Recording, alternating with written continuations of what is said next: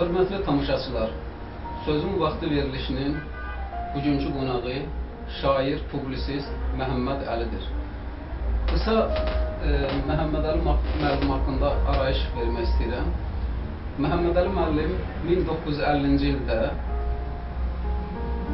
Ulu Qəbələ rayonunun Qəmərvan kəndində anadan olub.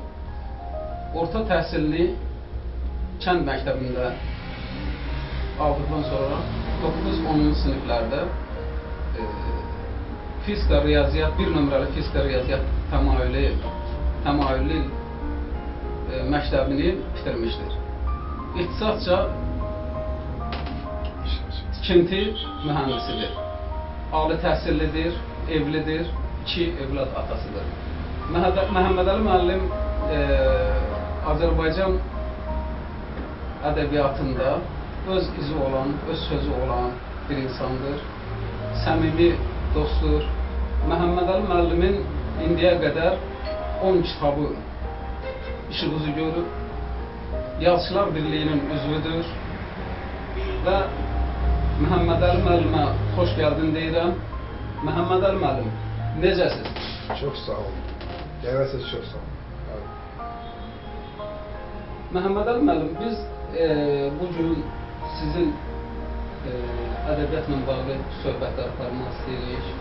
Yəni, Azərbaycan ədəbiyyatı, burada Məhəmməd Əli müəllimin öz yaradıcılığından da müəyyən söhbətlər eləmək istəyirik. Yəqin ki, bugün sizin də tamaşaçılara sözünüz var. Yəni, bu 10 kitabı bir şeir kitabıdır. Bəzən hərdən deyirlər ki, şairlərin ümumiyyətlə ömrü boyu bir şeir kitabı olur. Yəni, indiyə qədər böyük ömür yolu keçmişsiniz, Allah sizə can sağlığı versin və yəni 10 kitab müəllifisiniz. Bu şeirləri yazarkən, götürək ki, siz ədəbiyyat haqqında nə deyə bilərsiniz? Yəni, Azərbaycan ədəbiyyatı haqqında, indiyə qədər keçdiyiniz yol haqqında, ümumiyyətlə belə bir nə deyə bilərsiniz? Çox sağ olun mənə dəvət etdiyiniz üçün. Ədəbiyyat haqqında çox söz demək olar. Ancaq bu tez işidir. Burada öz düşüncəni qısa və konkret demək istəyirəm. Dediyiniz kimi 10 kitab müəllifiyəm. Bu kitabın biri İran İslam Respublikası çap olunub, işığı görüb, qalanları isə Azərbaycanda olub. Yaşar birinin üzvüyəm, eyni zamanda Azərbaycan birinin üzvüyəm. Şeir insanı duyğuları ifadə edən poetik bir ifadədir. Şeir keçmişdə son dövrdə şairlər bir ixtisas kimi, bir sənət kimi baxılardı. Ancaq mənim əqidəmcə hər bir insan, istər mühəndis olsun, istər hər hansı bir sənət sahibi olsun, o öz duyğularını poetik dillə ifadə edirlər. Mən də həmin bu poetik dillə öz fikirlərini, duyğularını ifadə etmişəm və özlük qeyd edib 10 kitabı müəllifiyəm. Şeir çox mürəkkəb, çox düşüncəli bir mövzu. Ümumiyyətlə, Azərbaycan ədəbiyyatı deyəli son illəri o vaxt Sovet dövründən və bugün kimi həmişə inkişafda oldu. Bugün daha çox inkişafdadır.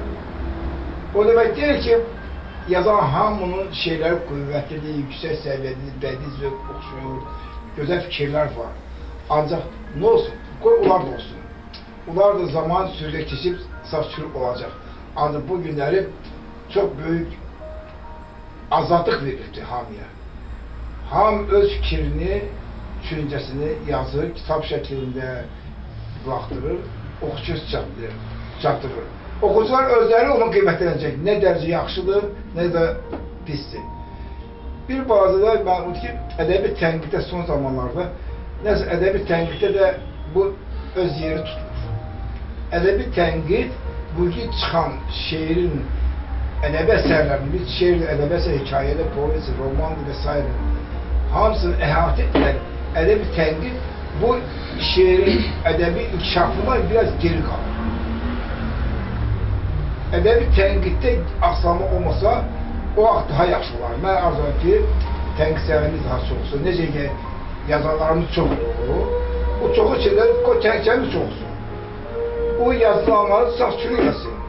Oxucuya çatdırsın ki, bu nə deyir, nə demir. Buna bir iradəm var. Qalan şey hamısı istə zəhər çıxsın, istə yaxşı. Mən hər bir yazarı hörmətlə qarşılayıram, alqışlayıram ki, o zəif ya da yaxşıdır. Bunun beyninin, ürəyinin dönsün, pıçıltardır. Birində yaxşı, hamı olmur ki. Hamı el şeyi, el zövqü yemir ki. O da şeir həmin şeir. Yəni, kimin zövqü yaxşıdır, yaxşı qarşılayacaq, zəifi də öz oxucu olacaq. Onu qarşılayacaq. Ona görə də zəifləri də çəpilmək lazımdır. Çünki zəifə baxıb, yaxşılıq qiymətləndirmək olsun. Bu meyar olsun. Məhəmməd Əli müəllim, uzun illər ömür və yaradıcılıqla keçmişsiniz. Yəni, ilk dəfə o şeiri siz həyatınızda necə duyudunuz ki, siz elə bir ki, o poeziya doğru gedirsiniz, o şeiri yaza bilirsiniz, o duyğular sizdə var. Yəni, bu, deyək ki, ilham pərsidir, Allahın verdiyi bir istedaddır. Yəni, bunu siz necə qavradınız ki, sizdə bu var? Necə oldu bu? Çox qəribə və mürəkkəb sualdır. Mən ilk də şeirim nə vaxt yazdığımı mən yadıma gəlmir. Ancaq ilk şeirimin nə vaxtı mətbuat çıxdı, o yadımdadır. Mən ilk şeirim 1 yanvar 1967-ci Azərbaycan Piyon qəzetində çap oldu. Qışda gözəldir. Düzdür, mən rəqsə gönərli şeir ibarət idi, 4 bəndə. Ancaq çap oldu, 2 bənd çap olsun. Öyle müsabiqəyə çap olsun. Çünki o qaldı ki, necə gəlir, bunu mən bilmirəm. Şeir məsələn mən yazıram, maçda gedən yerim, maçda sağım oraya yazıram. Gecə yıxılan durub yazıram, gəlir yazıram. Başqa cür məndə də onun vaxtı bədəsi yoxdur. Məhəmməd Əli müəllim, bax, bu ədəbiyyat böyük məfhumdur. Xaç bugün deyilənə görə, yəni ədəbiyyat belə bir sahədir ki, böyük ölkələrin, böyük millətlərin böyük ədəbiyyatı olur. Böyük xalqların böyük ədəbiyyatı olur. Yəni bu ədəbiyyat həyatın elə bir sahəsidir ki, yəni o həmişə gündəmdə olmalıdır. Biz özümüz uşaqlığımızdan, cavan vaxtlarımızdan, yəni siz də, biz də, bizim nəsil biraz indiki gənclər ədəbiyyata qarşı həvəsli görünmürlər. Amma keçmiş, yəni indiki nəsildən əvvəlki nəsil, orta nəsil, yəni ədəbiyyatla böyümüş adamlardır. Bu gün sizi oxucuların, yəni ədəbiyyat oxunması, çap olunması qanun edirmi? Biz hər dövrün, hər zamanın öz tələbatı var. Son zamanlarda biz keçid dövrünü yaşayırıq. Bu keçid dövründə öz müəyyən qanunları var. Bu vaxt bizim yaşadığımız dövrümüzdə o idi ki, hamı tezə bir kitab çıxdı və kim onu tez oxuyacaq, kim orada nə qavrayacaq. Son zamanda bu müxtəlif elmi texniki nailiyyətə işləməsi, kompüter işləməsi, internetin yayılması bu tendensiyanı cəmiyyətə oxucu kütləsi uzaqlaşır. Bu müvəqqət şeydir. Çünki ədəbiyyat, dərslik, kitablar həmişə olacaq. Bu yaxınlarda bir qısa oxudum. 1400 yıl buna qabaq yazılı bir kitab çapıldı və böyük sensasiya kimi ona milyonlar pul verib satılmır. Ancaq görək internet əsrində 300 yıl sonra o internetin yaratdığı o səhifələr qalacaqmı, yaşayacaqmı? Bu sual altındadır. Çünki biri gəlir internetə, pozu getdi, bütün hamısı getdi. Ancaq kitab odur ki, çap olunma qanunur. Oxuyucu oxuyur. Müəyyən zamanda özü çıxır, oxuyur. Mən o qaldı ki, o gənclərin kitab münasibəti, Bakı'nın ikinci dövrü. Vallahi gənclərin içində oxuyanda var. Düz internetlə məşğullar çoxsa da kitaba həvəs gün-gündən mənə elə artır. Əgər biz 10-15 yıl sonra baxsaq, mənə elə ki, internetlə kitab səviyyəsi bərabərləşəcək. Oxuyucu necə internet var, o qədər kitab oxuyur. Çoxalacaq. Niyə görə? İnternet kaplı qabarırsa, radiasiya. İnsanı yorur. Beyinə təsir edir. Fiziki yorğun yaradır. Kitabda isə yoxdur bunlar. Uzaqdır bunlardan. Yəni, o insan özü başa düşür ki, mən o internetə baxmaqdan sonra, radiasiya qəbirsə, alım kitabı oxuyum. Şunu sürətdə internetdən yavaş uzaqlaşma gecir. Çünki kompüter qabağında 3 saat, 4 saat duran adam elə ki, özü bir daş daşımış insana oxşuyur, yorulur, özü isə beyni yorulur.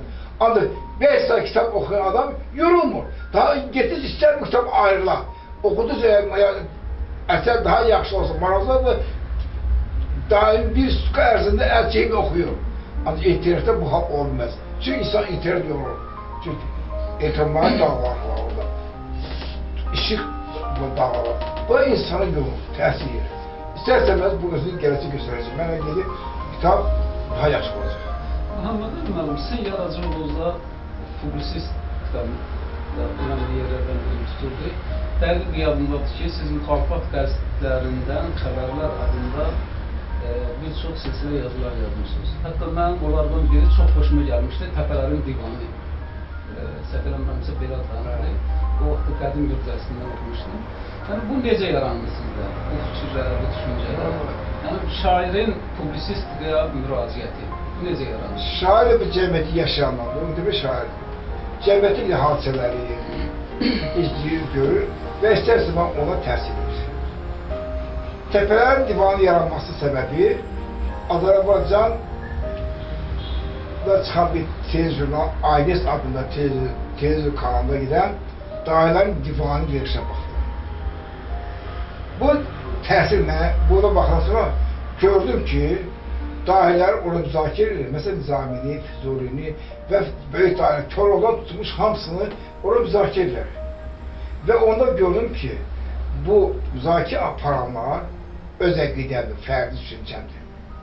Və orada elə adamlar çıxış edir ki, və mən onların düşüncəsini biləndə gördüm ki, vallah, billah, bu millətə başqa düşmə lazım deyil. Belə çıxır ki, Azərbaycanda bütün dahilər əldə qayırmadır, satqındır və s. Yəni, bu millətdən deyil. Ya ərəbdir, ya farsdır. Ya kürdür. Neçə olub bu? Neçə illə tarıqsanlıqları, Nizami, Füzuli, Nəsimi, Nəymi, nə bilim, Sabir, Müzəffər Axundov, Müzəri Vazi, Koroğlu, Qaçaq Nəbi, bu xalqın mənəviyyətıdır qaç. Babək, gəl biz, ona görə Təpələrin Divanı adında yazacaqsın ki, hələ siz o zillət qalxın, Füzuli səviyyəsində, Səmədurğun səviyyəsində, Koroğlu səviyyəsində, Babək səviyyəsində qalxın, qəhrəmanlıq göstərin, sonra onun haqqında rəy deyin. Amma siz kimsiniz? Öz keçişinizə baxın, özünüz bugününüzə baxın, düşüncə tərzə baxın. Bir də bu Səmədurğun, görürsün mü? Səmədurğun Azərbaycan poeziyasında öz yeri deyilmiş, böyük sənətkardır. Mən Səmədurğuna nə deyə bilərəm? Mən Səmədurğunu yaradasa yaza bilmirəm. Mən dur Səmədurğuna nə qiymət edirəm? Hidir Səmədurğunun anlamayan, duymadanlar Səmədurğun bu adı rəy sürür. Nərmən o dövrdə hatırakılı rəng sürür. Axı sən Nərmanın yaşadığı dövr yaşamamsan. O nələr çəkdiyini, hansı qorusu, İsmail qorusu, hansı dövr yaşadığını, nələr edini, nə hissə keçirsən yaşamamsan. Bu qiymətləndirmirsən, necə Nərman o qiymətləndirsən? Əgər sənətkarı qiymətləndirmirsən, dair qiymətləndirsin, dairin yaşadığı dövrü, zamanı, bunu keçir istəyir, sən yaşamalısan, ondan sonra çıxış yolu üçün qiymətləndirmirsən. Bu arasında yadır. Sən bugün azad dövranda, azad demokratik bir cəmiyyət yaşayırsan və istədiyi söz danışırsan və deyirsən ki, bu vaxt Nərman belə deməli deyirdir. Ya da Füatət belə deməli deyir. Səmədurğun partiyanın şey yazmalı deyir. Sən o dövr yaşamamışsan, keçirməmişsən, o tərciklərə eləməmişsən, dözməmişsən. Necə, mən də deyərəm bu sözdə. Əvvəl bir insan haqqında qiymət edəndə, əvvəl özü həmin insanı yerə qoyasan. Onun keçirib dövrünün zamanı ağzı eləsən, qiymətlənərsən və sonra onun haqqında danışa biləsən. Mən də o Təpələrin Divanı əsəb ona yaradı ki, qarşı təpəsən. Sən dağ haqqında danışmağa sözün olmamasın. Sən təpəsən, sən gün baldıracaqsan. Dağ nə qədər tufan qopsa, qayalar uçursa, yenə dağdır. Ancaq səndə bazı şey gəldə səni aparacaq. Ona görə o təpələr divan oldu ki, yəni təpə təpədir. Hətta bir bazı bir şey var ki, bir sası var ki, təpə had olan başına böyük dağ olmaz. Nə qədər təpənin başına dolansan, olan qayırsa qalsan, təpə böyük dağ ola bilməz. Ancaq dağ parçalansa, dağ zəlzəldə dağsa, yüzlərlə təpə yarana bilər. Ancaq onun təpələri, indiki təpələrdən geri yüksək olacaq, yəni böyük olacaq. Ona görə təpələrin hüququ, mənəvi hüququ çatmır ki, dağlar haqqında sözsün. Məhəmməd Əli müəllim dağlar haqqında yüksək fikirləri və ilk şeir kitabımızın da belə dağlardan ayrı adlanır. Bu şeir kitabın yəqin ki, sizin ilk yaradıcılığınızı təşkil edir. Yəni, kitabda olan şeirlər Məhəmməd Əli müəllimin yaradıcılığının ilk hissəsinə aiddir. Və bildiyimə görə Məhəmməd Əli müəllim bir müddət ədəbiyyatdan uzaq qalıb. Yəni, bir neçə illər ədəbi mühitdən daha doğrusu ayrılıb, bəlkə də özünə yazırmış, özü üçün yazırmış. Və sonradan ilk şeirlər kitabın dağlardan ayrı çap elətdirir. Və niyə görə Məhəmməd Əli müəllim ədəbi mühitdən uzaqda qalıb və gəlib ömrün bir axıl çağında ilk şeir kitabını bıraxıb? Bilirsiniz, mənə bax qeyrəli ki, mən ilk şeiri 67-ci ildə çapdım. 67-də, 68-də o vaxtı Azərbaycan piyoneri təşkilatı və Azərbaycan konsolluğunun bölgə keçili bir ədəbi müsabiqə vardı. Doğma orta sən nə gözəlsən. Həmin müsabiqə demişəm, bu 3 il mən həmin müsabiqənin qalibi və layiq olmuşam. 69-cu tariyə gətirdi ki, mən orta məktəb tutardım, inşaatda axşam fakültəsində qəbul oldum və ədəbi mühitlərə rast gəldim, bəzi inçidən küsərək ədəbiyyatda vidad edim. Küstüm, yazmadım. Çünki ədəbi mühitdə belə bir tendiyası var ki, və şairlər hansı bölgəyə çıxmalı, başqa yerə çıxmalı. Allah rəhmət etsin Məhəmməd Arif, Hüseyin Arifə. Hüseyin Arifin yəqin oxucular hamısı bilir, bilməyənlərdən bir oxuyar. Bir lətifəsi var. Bir cavan oğlan gəlib ona şeir verir ki, sən mənim bax şeirə, baxır, oxuyur, deyir ki, ay, sən Qazaxdansan? Deyir, yox, mən Qutqaşındanam. Ay, deyirəm, bu şeiri Qazaxda yazar da. Cavan oğlan deyir ki, yox, Hüseyin mənim, mən Qutqaşındanam. Həmin gənc mən idim. Və buna görə, bax, bu hadisədən sonra mən Qazaxlı olmadıqca şeiri çap eləmədilər və onunla da ədəbiyyata küsüm getdim. Ta ki 2000-ci ilə kimi. O vaxta kimi bir Qayranda Peyra Sarayda Teyib Qurbanı apardı dərnəkdə. O vaxt ki, Yeylanda kitabxanada Toyib Bayramı vardı ədəbiyyatda. 3 il artıq hansı ki, mən 19 yaşında gəncin iki ədəbiyyatı bəyənilmiş çapa hazır şeylərim vardı. Mən onları cırıq tulladım və əlvida etdim. 2000-ci ildə təsadüfən Allahın işini bilmirəm. Nəsə Allah yəqin Allahın işini. Mənim belindən tutdu, yatdım, yatağa qalxa bilmədim. 6 ay o həv vəziyyət oldu. Heç ömrüdə bel arası görməyən adam təsadüfən axşam yatıb səhər qalxamadı. Bu zaman yuxuma girdi ki, bir nəfər İbrahimiz ki, sən Allahın qəzəbinə tuş gəlmişsən. Düz o vaxtda ki, bir İlham Pəris gəlir, şeir gəldi, yazmır, nifrət gəlmişdir. Və bir də getdi. Və də Allahın qəzəbinə tuş gəldi. Dedim, yaxı, mən nə görürsən Allahın qəzəbinə? Ki, Allahın verdiğini sən imtina edirsən. Və beləliklə mən bu şeylərə başladım. Özü dediniz ki, 10 ildə 11 ildə 11 kitabını çıxırdı. Bunların biri İran İslam Respublikası. Bu kitabımı adı dağlara olmasını teyip Kərimliyində o vaxt filologiyalar doktor idi, bir akademiya müxbirisidir, ədəbiyyat şünas, tənqidçi.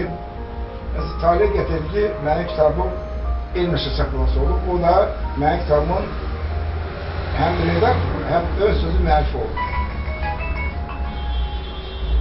O mənim şeirlər, bildim mən Qəbələrdəyəm, özüm mənim idolumkən, Qəbələ ən yüksək dağ zirvəsi olan bir kənddir. Ondan yuxarı kənd yoxdur, Qəbələman kəndi. Və mən Bakıda yazanda o dağlara aid sizdə şeirlərim vardır. Sözü mənim şeirlərim Aşıq Ələsgəri, Aşıq Alının və s. Aşıq Fəysizdə, böyük səhkiyalarından, sanat ürünün və s. Səviyyəsində şeirlər olmasa, onlar mənim qəlb duyğularım idi. O, Teymur Kərimi bu şeirlə oxuyan sonra və kitabın adını o qoydu. Dağlarına ayrı. Və ilk kitabın ön sözü o yazdı. O yazdı. Və belə kitabın 2001-ci ildə işi uzun gördü. Ondan sonra sevincim, acı, kədər, söz sənindir, gedirəm bizi gün doğana və s. Onun bir kitabı işi gördü. Bir kitabda itilmiş şeirlərim var. Məhəmməd müəllim, siz həmişə lirik şeirlərə üstünlük vermişsiniz. Kiçik şeirlərə üstünlük vermişsiniz. Ben bir arazılığının müəyyən bir hissəsini mən tanışam. Son dövrlər nə yazırsınız?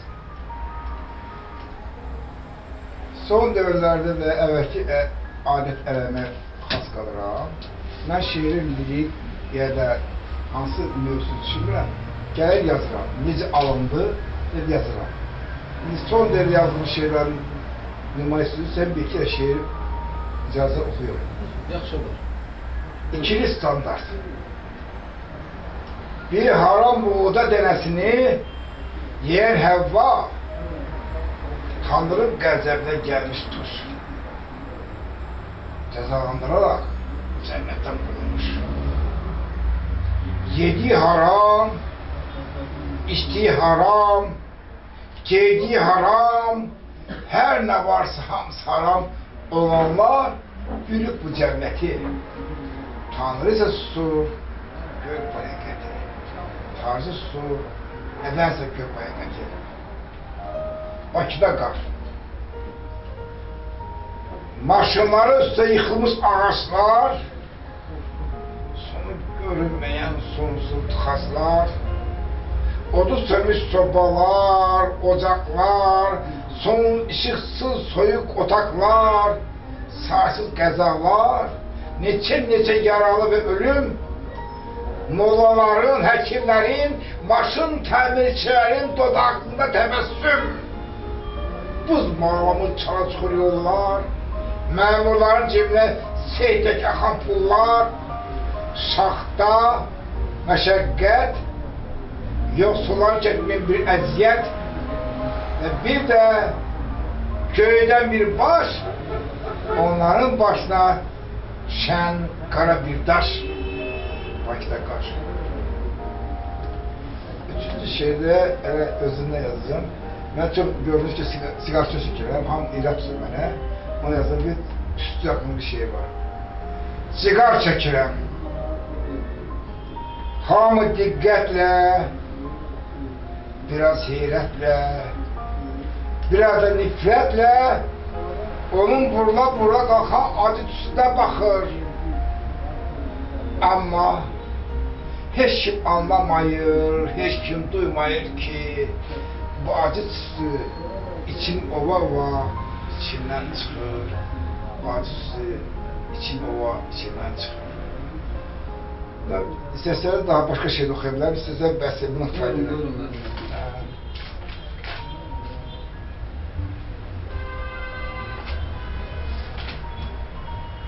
Deyil. Bana da acılı şeydir. Ki ecalıdır. Bəxti yoxsa, səhvli yoxsa, yağışdan qorxsa, o daş deyil.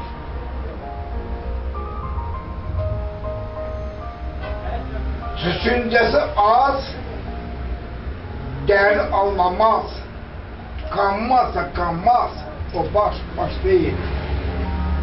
Yoxsa qarı, acı rüzgarı, sonda baharı. O qış, qış deyil. O qış, qış deyil.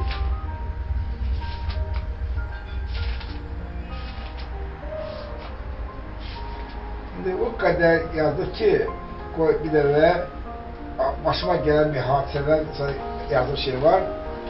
Səndir qərar. Səhətimi yoxlayıb, sifəti qarar həkim mənə sarı dönüb, yanımdakilərin kim olduğunu xəbər alar ki. Bu, cəfakeşim, ömür gün yoldaşımdır. Qəbrin başında duracaq baş daşımdır. Bu iki qızımdır. Ömrüm səmasında parəmdən uzundur. Bu oğlumdur, muradım, qol qanadım, məndən sonra yaşayacaq soyadım. Bu isə Aslan əbəm, Fərhaddır. Bizdən sonra davam edəcək həyatdır. Bu da mənəm, 62 yaşında durmuşam qarşında. Gezət üzündəki qəmi, kədəri, sözlərlə qat biraz da gülüş. Sözlərimi anla, axı dünya görmüşsən, dünya görmüş. İnsanlıq xətrinə tanışsan yalan, dünya deyil dağlan. Onlara ümid ver, onları insandan qutar. Ta nə deyir? İndi səndir qarar, indi səndir qarar. Çox sağ olun Məhəmməd Əli müəllim. Biz sizə həyatda uzun ömür, yaradıcılıqda müvəffəqiyyətlər arzulayırıq. Allah sizi həmişə ürəyinizdə tutduğunuz arzulara çatdırsın, muradınıza çatdırsın və biz sizdən yeni əsərlər gözləyirik. Və hörmətli tamaşaçılar, bugünkü verilişimiz başa çatdı. Gələn görüşlərə qədər. Sağ olun. Sağ olun.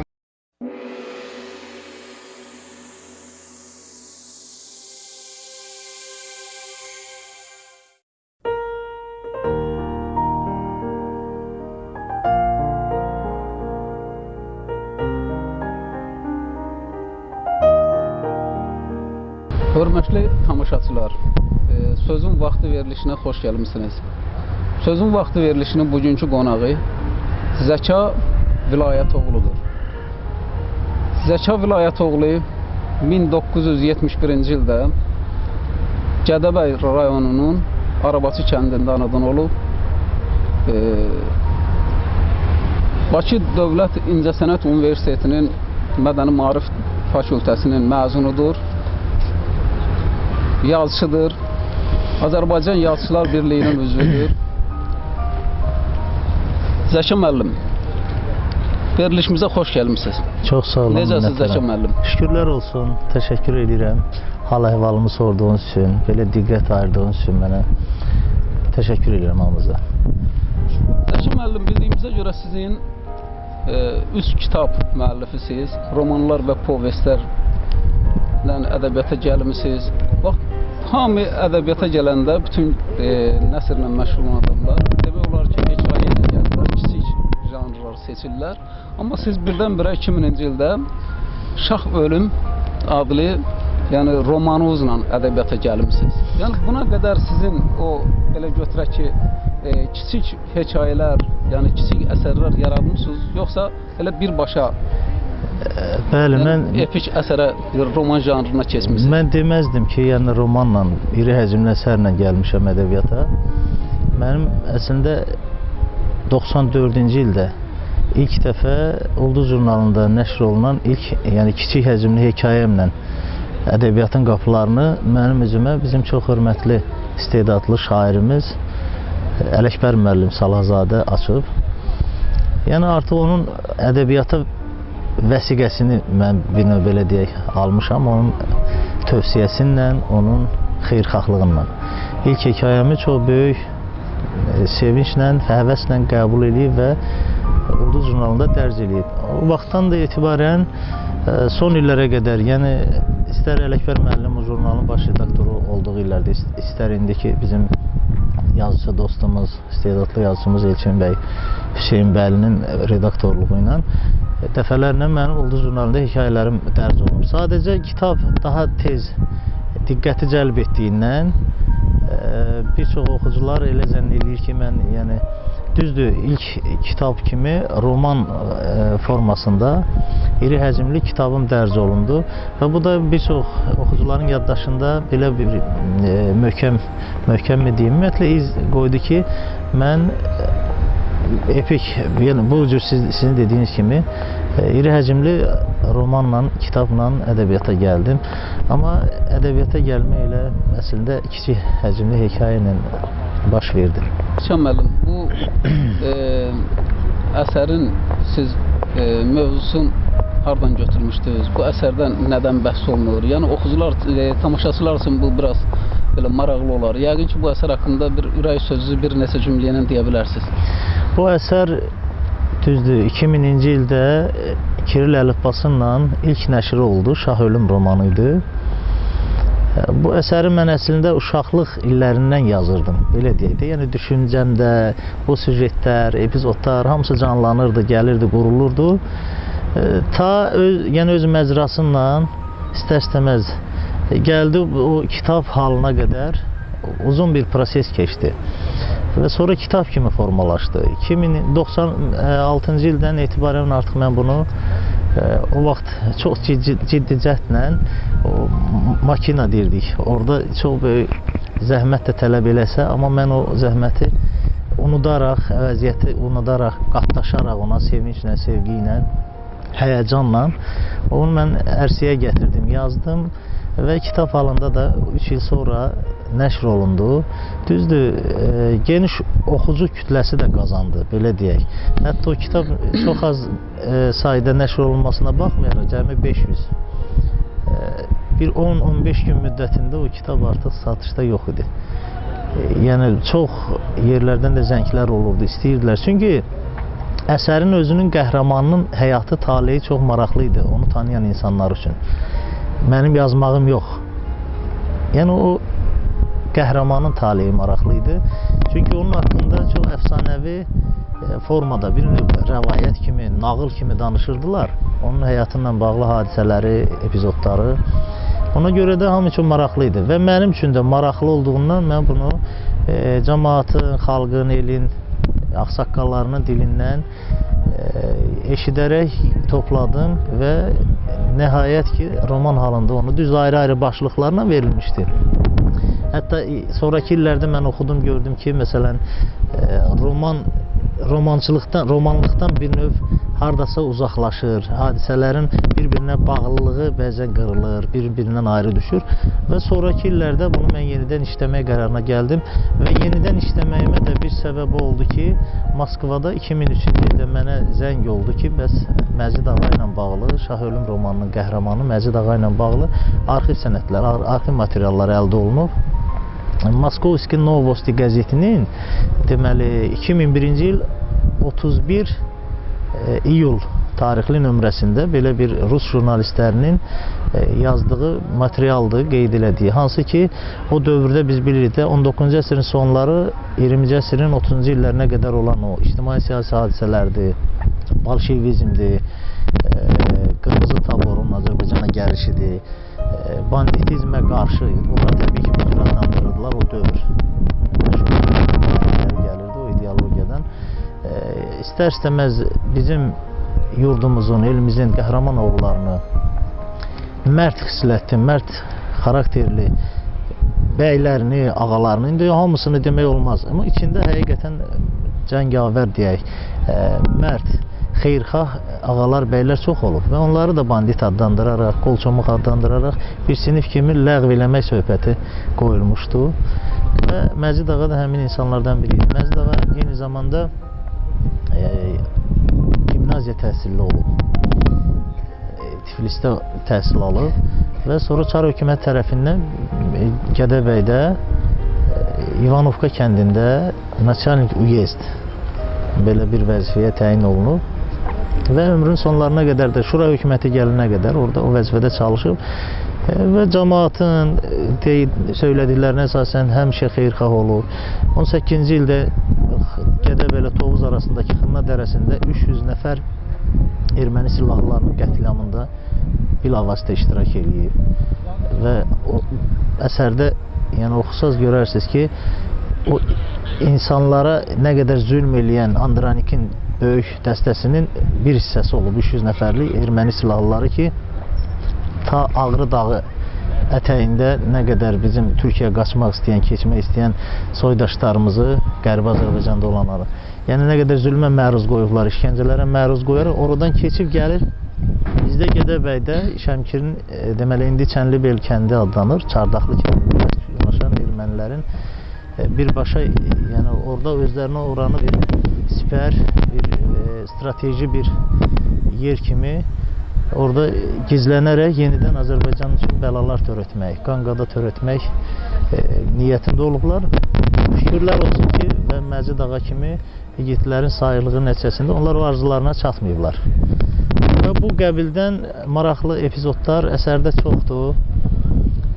Və bugün də bu təkrar nəşr olundu bu 2010-cu ildə həm çox saylı oxucuların istəyi ilə, tələbatı ilə, həm də mənim o birbaşa o sənədi ki, əldə elədim və ehtiyac duydum ki, bu əsər yenidən işlənməlidir, həm də tam roman halına gəlməlidir. Aradakı o qırıqlıqlar itməlidir, bir-birinə bağlılıq etməlidir. Yəni peşəkarlıq baxımından istədim işləyəm, bilmirəm, nail oldum ya yox. Yenə də onu oxucular deyə bilər. Hər halda bu nəşrdə çox müvəffəqiyyətlə qəbul olundu oxucular tərəfindən. Demək olar ki, tam yayıldı. Və belə bir əsər oldu. Sonraki ikinci bir əsər də kitab şəklində çıxdı. Güllələnmiş qaranlıqlar adlanır o da. Bu bir povesti. Ona qədər küsmüş ay povestin işıqızı görüb. Yəni çox danışdım deyəsən sizə imkan vermədim. Yox, çox danışmadım. Yəni, sağ olun. Ədəbiyyat adamları ilə həmişə danışmalıdırlar.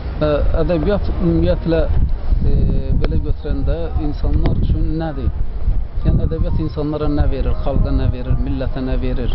Yəni ədəbiyyat milləti nə cür yetişdirir? Yəni ədəbiyyatı oxumayan adamlar axı, yəni bu gün oxucu kütləsi azdır. Yəni bizim dövrümüzdə, bizim gənclik dövrümüzdə kitablar kütləvindən çap olunurdu və gənclik oxuyurdu və biz də xüsusən o kitablarla biz elə estetik zövq alırdıq, tərbiyə alırdıq. Mənəvi ehtiyaclarımızı ödəyirdik, bəli. Ondan zənginləşirdi və bu günləri oxucu kütləsi azdır. Biz bax bu gənclik demək olar ki, oxumur. Bunun bir müəllim, Zəka müəllim, bunun səbəblərin yəni haqqında nə deyə bilərsiniz? Niyə belədir? Elementar bir şey deyim ki, ədəb sözü nə qədər gözəl, böyük mənalar ihtiva edir özündə və ədəbiyyatın da adı ədəbdən başlayır. Yəni ədəb öyrətmək. Bir növ ədəbiyyat ədəb elmidir. İnsanın, gəncliyin o tam formalaşmasında, mənən zənginləşməsində bayaq dediyimiz kimi ədəbiyyatın, şəxsən mən öz həyatımla bağlı deyirəm. Belə mənim insan kimi formalaşmamda, hardasa müsbət keyfiyyətlərə əgər varsa yiyələnməyimdə birbaşa ədəbiyyatın çox böyük rolu var. Və o istiqamət də, ədəbiyyata olan istiqamət də mən elə bilirəm ki, birinci növbədə valideyndən gəlməlidir, ailə tərbiyəsindən gəlməlidir. Yəni, ailə tərbiyəsinin özünündə kökündə ədəbiyyat durur. Yəni, ədəbiyyat varsa, o istər-istəməz o formalaşma, kamilləşmə, zənginləşmə, bunlar hamısı gəlir ortaya çıxır. Bugünkü gəncliyin də ədəbiyyatla deməzdim maraqlanması, az maraqlanması. Son dövrlərdə mən kitab mağazalarında, ümumiyyətlə sayı az olsa da kitab mağazalarımızın oxucularla rastlaşıram, görürəm müəyyən maraqlı kitabların axtarışındadılar. Bəzən adı soraqlayanda istəyirsən ki, ola bilər ki, onun daxili o zövqü, dünya görüşü, bəlkə kasaddır, bilmirəm, deyə bilmərəm. Amma hər halda axtardığı kitabdan ilk anda, ilk görüntü formasında deyirəm, istəyirsən ki, bunun deyəsən zövqü var, axtarırdı. Elə maraqlı əsərləri, dəyərli sənət nümunələrinin sorağında olduqları üçün deyirəm. Amma çox istəyərdim. Məsələn, mən tələbəli illərində aldığım tələbə təqaüdünün demək olar ki, hamısını kitablara verirdim, kitab alırdım. Hətta bir dəfə sizə deyim, rayonlarımızın birinə səfər eləyərkən mən mağazada Bakıda axtarıb tapa bilmədiyim dünya ədəbiyyatı incilərinin kül halında cəmləşdiyini gördüm. Elə bil mən xəzinə tapdım orada. Hansı ki, xarici ədəbi nümunələri deyirəm ha. Və o kitablardan çox sevincək gücüm çatanı da, nə mənada gücü apara biləcəyim qədər aldım, əldə elədiyimə çox sevindim. Gətirdim Bakıya məsələn. Yəni mütaliə varsa, mütaliəyə maraq varsa, zövq varsa təbii ki, ehtiyac, birinci növbədə ehtiyac. İkincisi də bugün o hər şeyin belə deyək də virtuallaşması, ümumən ümumiyyətlə artıq hamımız bu haqda danışırıq, həmişə söhbət edirik. Gənclərin kompüterə meyli, internetə meyli, marağı təbii azalır. İnternetdən ədəbi nümunələri izləmək təbii ki olur. Amma küll halında mümkün deyil. İri həcmli hər hansı elektron kitabxanalar var, düzdür. Oradan nə qədərsə istifadə etmək mümkündür, amma istər-istəməz insanın sağlamlığına zərəri daha çox olur. Birbaşa təmasda olmaq kompüterlə, nəinki kitabla.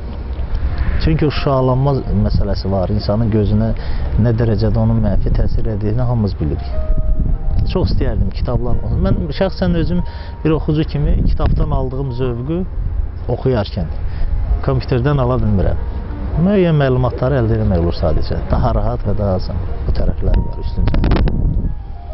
Sərkan müəllim, yəqin ki, bizim ədəbi mühitdə bir neçə çoxlu dostlarımız var, tanışlarımız var, yəqin ki, yazıçılarımız, şairlərimizlə görüşürsünüz və yaxud da onlardan kitab sizə hədiyyə edən insanlar da var. Bu gün ədəbiyyatımızın səviyyəsi sizi qane eləyirmi? Necə baxırsınız ədəbiyyat Azərbaycanda çağdaş durumda, bugünkü durumda necədir? Yəni bu Azərbaycan ədəbiyyatının gələcəyinə nətər nikbin baxa bilirsinizmi? Ümumiyyətlə mən optimist insanam. İstər qələm adamı kimi, qələm əhli kimi, istər sıradan bir insan kimi, belə deyək, cəmiyyətimizin bir üzvü kimi. Və ona görə də bütün sahələrdə mən həmişə istəyirəm, arzu edirəm ki, yüksək səviyyəyə nail olaq.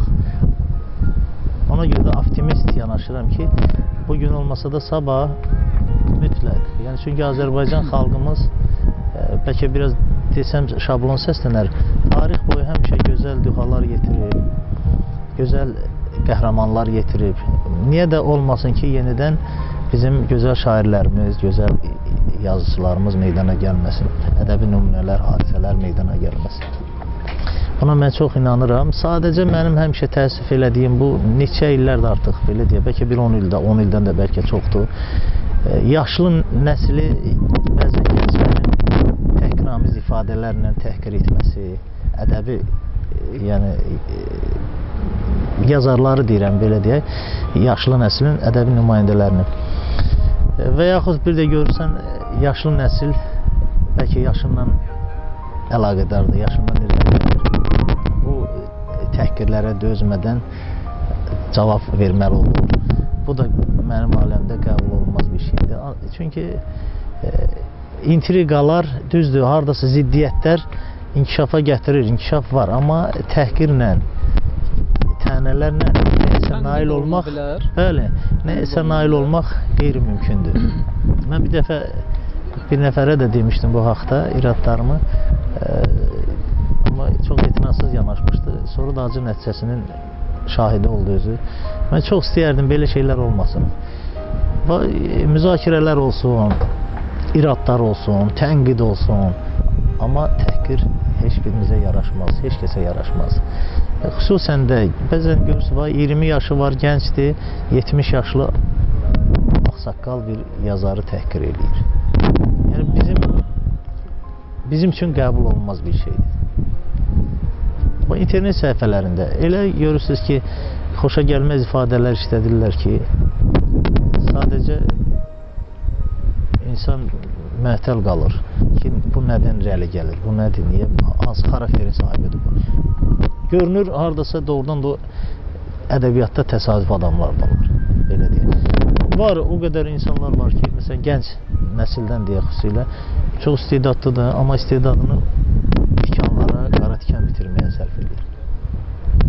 Buna təəssüf edir. Sərkan müəllim, siz dediniz ki, ədəbiyyatın hekayə, povest, roman janrlarında qələmdə sınamsınız. Bildiyimə görə kiçik lirik, yəni mahnı mətnləri də yazırsınız.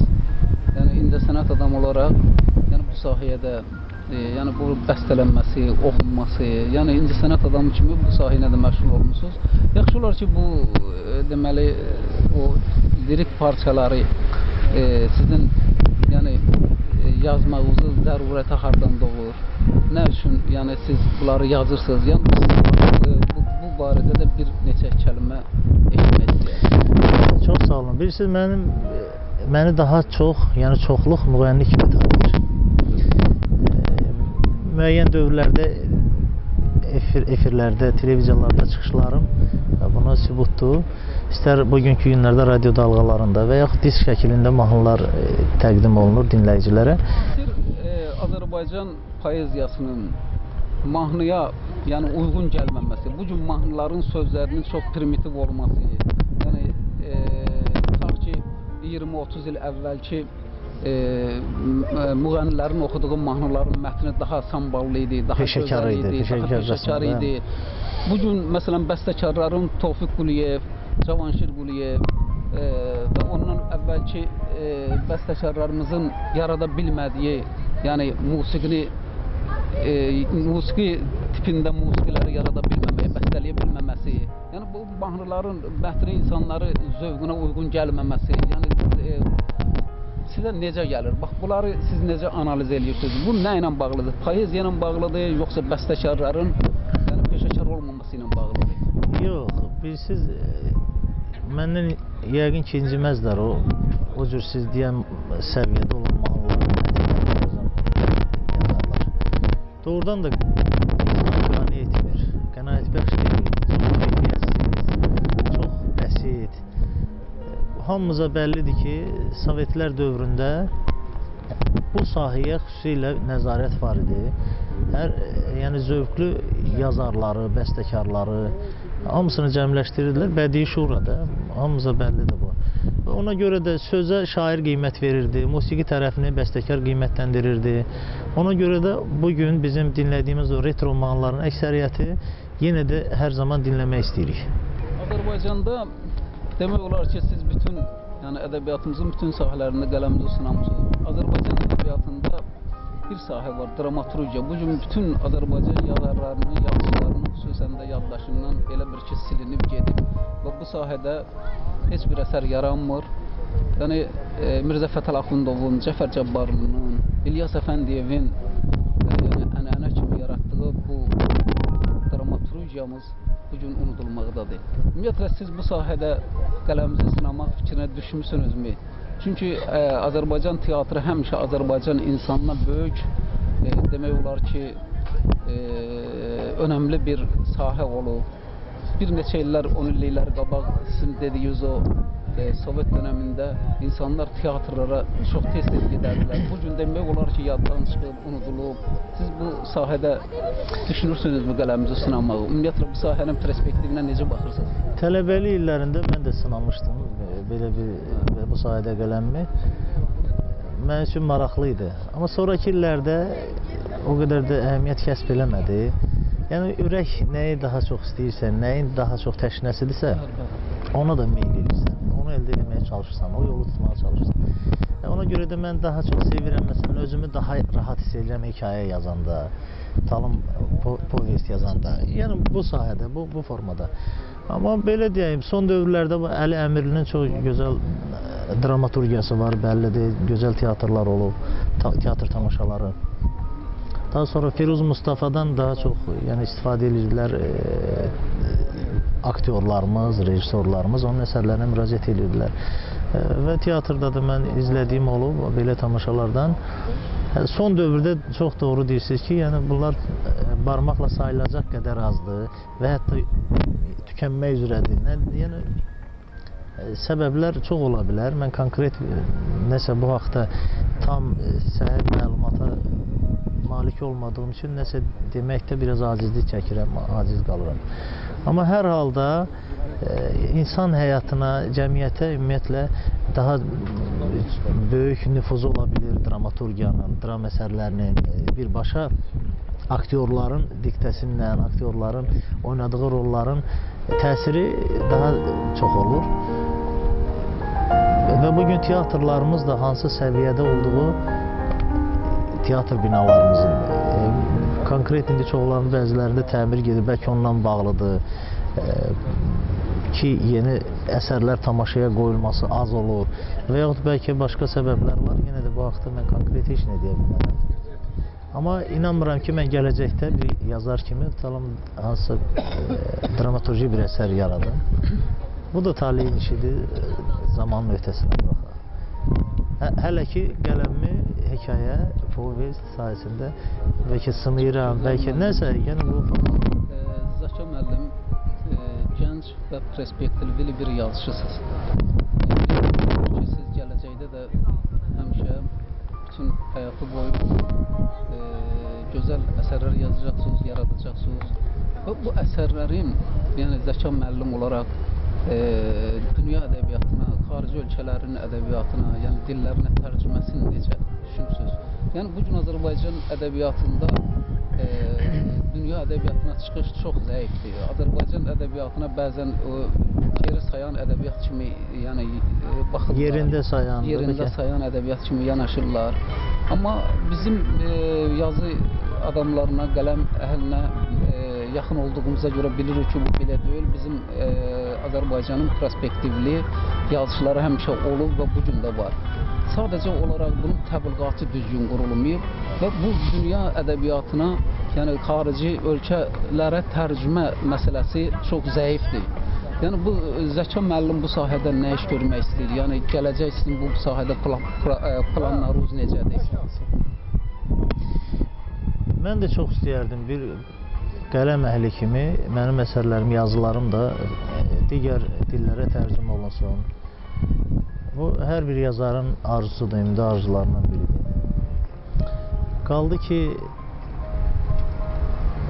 bizim əsərlərimizin Azərbaycan ədəbiyyatı nümunələrinin xarici dillərə tərcüməsi, hansı keyfiyyətdə olması, yəni bu haqda mən konkret bir şey deyə bilmərəm.